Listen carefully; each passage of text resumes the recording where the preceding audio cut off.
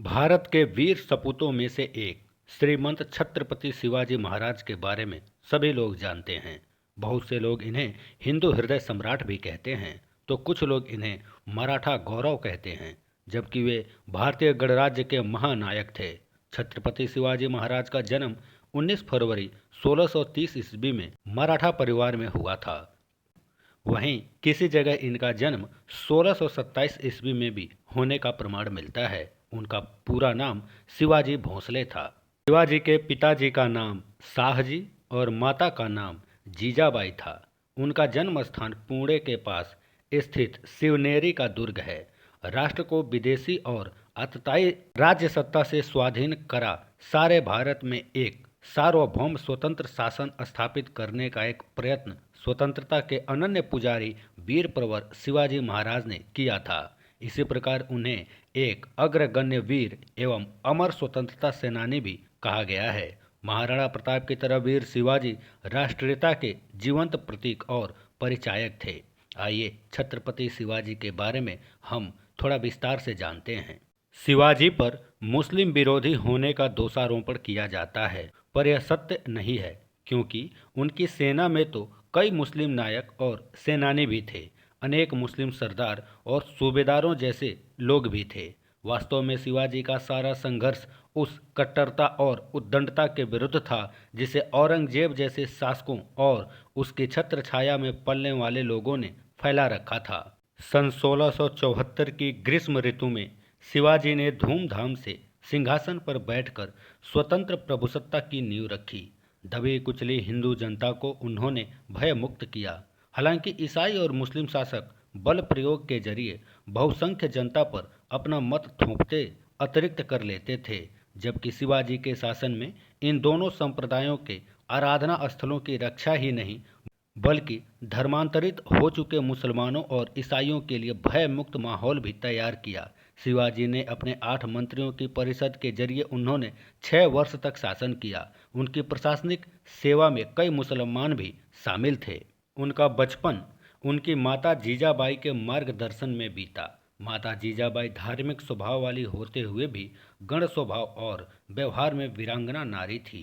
इसी कारण उन्होंने बालक शिवा का पालन पोषण रामायण, महाभारत तथा अन्य वीरात्माओं की उज्जवल कहानियां सुना और शिक्षा देकर किया था। दादा कोणदेव के संरक्षण में उन्हें सभी तरह की सामयिक युद्ध आदि विधाओं में भी निपुण बनाया था। धर्म, संस्कृति और राजनीति की भी उचित शिक्षा दिलवाई थी। उस युग में परम संत रामदेव के संपर्क में आने से शिवाजी पूर्णतया राष्ट्र प्रेमी, कर्तव्यपरायण एवं कर्मठ योद्धा बन गए थे। बचपन में शिवाजी अपनी आयु के बालक इकट्ठे करके उनके नेता बनकर युद्ध करने और किले जीतने का खेल खेला करते थे। युवावस्था में आते ही उनका खेल वास्तविक कर्म शत्रु बनकर शत्रुओं पर आक्रमण कर उनके किले आदि भी जीतने लगे। जैसे ही शिवाजी ने पुरंदर और तोरण जैसे किलों पर अपना अधिकार जमाया, वैसे ही उनके नाम और कर्म की सारे दक्षिण में धूम मच गई। यह खबर आग की तरह आगरा और दिल्ली तक जा पहुंची। अत्याचारी किस्म के तुर्क, यवन और उनके सहायक सभी शासक परेशान हो उठे। उनका नाम सुनकर ही डर के मारे चिंतित होने लगे थे। छत्रपति शिवाजी महाराज का विवाह 14 मई 1640 ईस्वी में साईबाई निम्बालकर के साथ लाल महल, पूना में हुआ था। उनके पुत्र का नाम संभाजी था। संभाजी का जन्म 14 मई 1657 और मृत्यु 11 मार्च 1689 में हुआ था। संभाजी शिवाजी के बड़े पुत्र और उत्तराधिकारी थे, जिसने 1680 से 1689 ईस्वी तक राज्य किया था। संभाजी ने अपने पिता की कर्मठता और दृढ़ संकल्प का अभाव था। संभाजी की पत्नी का नाम येसुबाई था। उनके पुत्र और उत्तराधिकारी राजा राम थे। संभाजी विश्व के प्रथम बाल साहित्यकार थे। 14 वर्ष की आयु तक बुद्ध भूषणम, जो कि संस्कृत में है, नायिका भेद, 7 शतक, नखसीक, जो हिंदी में है, इत्यादि ग्रंथों की रचना करने वाले संभाजी विश्व के प्रथम बाल साहित्यकार थे। मराठी, हिंदी, फारसी, संस्कृत, अंग्रेजी, कन्नड़ आदि भाषाओं में उनका बहुत ही अच्छा अनुभव था। जिस तेजी से उन्होंने लेखनी चलाई, उसी तेजी से उन्होंने तलवार भी चलाई। शिवाजी की कई पत्नियां और 2 बेटे थे। उनके जीवन के अंतिम वर्ष उनके ज्येष्ठ पुत्र की धर्म विमुखता के कारण परेशानियों में बीते। उनका यह पुत्र एक बार मुगलों से भी जा मिला था और उसे बड़ी मुश्किल से वापस लाया गया था। घरेलू झगड़ों और अपने मंत्रियों के आपसी वैमनस्य के बीच साम्राज्य की शत्रुओं से रक्षा की चिंता ने शीघ्र ही शिवाजी की मृत्यु के कगार पर लाभ पहुंचा दिया था। शिवाजी की 1680 में कुछ समय बीमार रहने के बाद अपनी राजधानी पहाड़ी दुर्ग राजगढ़ में 3 अप्रैल को मृत्यु हो गई थी। शिवाजी के बढ़ते प्रताप से आतंकित बीजापुर के शासक आदिल शाह जब शिवाजी को बंदी न बना सका तो उसने शिवाजी के पिता शाहजी को गिरफ्तार कर लिया। पता चलने पर शिवाजी आग बबूला हो गए। उन्होंने नीति और साहस का सहारा लेकर छापामारी कर जल्द ही अपने पिता को उस दुष्ट के कैद से आज़ाद करा लिया। तब बीजापुर के शासक ने शिवाजी को जीवित अथवा मुर्दा पकड़ लाने का आदेश देकर अपने मक्कार सेनापति अफजल खां को भेजा। उसने भाईचारे व सुलह का झूठा नाटक रचकर शिवाजी को अपनी बाहों के घेरे में लेकर मारना चाहा, पर समझदार शिवाजी के हाथ में छिपे बगनखे का शिकार होकर वह खुद मारा गया। इससे उसकी सेनाएं अपने सेनापति को मरा पाकर वहां से दुम दबाकर भाग गई। शिवाजी की बढ़ती हुई शक्ति से चिंतित होकर मुगल बादशाह औरंगजेब ने दक्षिण में नियुक्त अपने सूबेदार को उन पर चढ़ाई करने का आदेश दिया, लेकिन सूबेदार को मुंह की खानी पड़ी। शिवाजी से लड़ाई के दौरान उसने अपना पुत्र खो दिया और खुद उसकी अंगुलियां कट गई।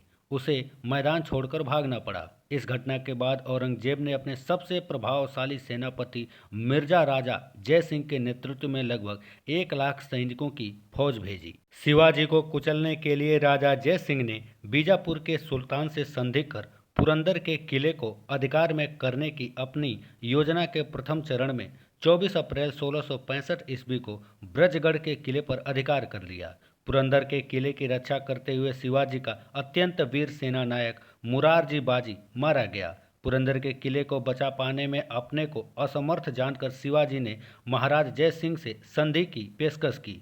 दोनों नेता संधि की शर्तों पर सहमत हो गए और 22 जून 1665 ईस्वी को पुरंदर की संधि संपन्न हुई। शिवाजी ने अपनी एक अस्थायी सेना बनाई थी। शिवाजी की मृत्यु के समय उनकी सेना में 30-40 हजार नियमित और अस्थायी रूप से नियुक्त घुड़सवार, 1 लाख पदाती और 1260 हाथी थे। उनके तोपखानों के संबंध में ठीक ठीक जानकारी उपलब्ध नहीं है। घुड़सवार सेना 2 श्रेणियों में विभाजित थी, बारगीर और घुड़सवार, जिन्हें राज्य की ओर से घोड़े और शस्त्र दिए जाते थे। सिल्लदार जिन्हें व्यवस्था आप करनी पड़ती थी। घुड़सवार सेना की सबसे छोटी इकाई में 25 जवान होते थे, जिनके ऊपर 1 हवलदार होता था। 5 हवलदारों का एक जुमला होता था, जिनके ऊपर 1 जुमलादार होता था। 10 जुमलादारों की 1 हजारी होती थी और 5 हजारियों के ऊपर 1 पंज हजारी होता था।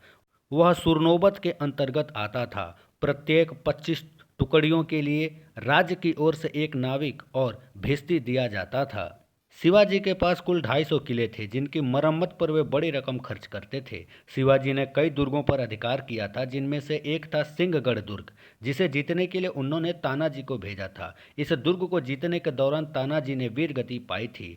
गढ़ आला पड़ सिंह गेला, हमने जीत लिया, पर सिंह हमें छोड़कर चला गया। बीजापुर के सुल्तान की राज्य के अंतर्गत रायगढ़ में चाकन, सिंहगढ़ और पुरंदर सरीखे दुर्ग भी शीघ्र उनके अधिकारों में आ गए थे। अपनी सुरक्षा का पूर्ण आश्वासन प्राप्त कर छत्रपति शिवाजी आगरा के दरबार में औरंगजेब से मिलने के लिए तैयार हुए थे।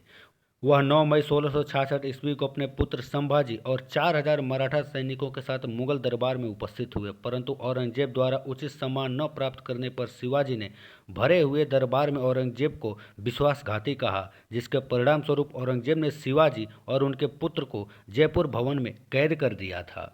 वहां से शिवाजी 13 अगस्त 1666 ईस्वी को फलों की टोकरी में छिपकर फरार हो गए और 22 सितंबर 1666 ईस्वी को रायगढ़ पहुंचे थे। कहते हैं छत्रपति शिवाजी ने ही भारत में पहली बार गुरिल्ला युद्ध का आरंभ किया था।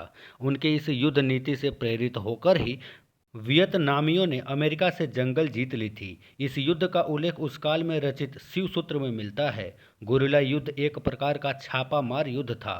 मोटे तौर पर छापामार युद्ध अर्धसैनिकों की टुकड़ियों अथवा अनियमित सैनिकों द्वारा शत्रु सेना के पीछे या पार्श्व में आक्रमण करके लड़े जाते थे। हिंदू हृदय सम्राट शिवाजी के गुरु रामदास जी का नाम भारत के साधु संतों में सुविख्यात है। उन्होंने दासबोध नामक एक ग्रंथ की रचना भी की थी, जो मराठी भाषा में है। संपूर्ण भारत में कश्मीर से कन्याकुमारी तक उन्होंने 1100 मठ तथा अखाड़े स्थापित कर स्वराज्य स्थापना के लिए जनता को तैयार करने का प्रयास किया था। उन्हें अखाड़ों की स्थापना का श्रेय दिया जाता है, इसलिए उन्हें भगवान हनुमान जी का अवतार बताया गया है, जबकि वे हनुमान जी के परम भक्त थे। छत्रपति शिवाजी महाराज अपने गुरु से प्रेरणा लेकर ही कोई कार्य करते थे। छत्रपति महाराज शिवाजी को महान शिवाजी बनाने में समर्थ रामदास जी का बहुत बड़ा योगदान रहा है। छत्रपति शिवाजी महाराज तुलजा भवानी के बहुत बड़े भक्त थे। एक ऐसा स्थान है जहां छत्रपति शिवाजी की कुल देवी मां तुलजा भवानी स्थापित हैं, जो आज भी महाराष्ट्र व अन्य राज्यों के कई निवासियों की कुल देवी के रूप में प्रचलित हैं। वीर श्रीमंत छत्रपति शिवाजी महाराज की कुल देवी मां तुलजा भवानी है। लंबी बीमारी के चलते सन 1680 ईस्वी में वीर छत्रपति शिवाजी ने दम तोड़ दिया। शिवाजी ने अपने जीवन काल में ब्राह्मणों की, गायों की बहुत रक्षा की। मुगलों जैसे आतंकियों के द्वारा जब जब धर्म की हानि होती है, ईश्वर किसी न किसी रूप में अवतरित जरूर होते हैं। छत्रपति शिवाजी महाराज भगवान भोलेनाथ के अंश से उत्पन्न हुए थे।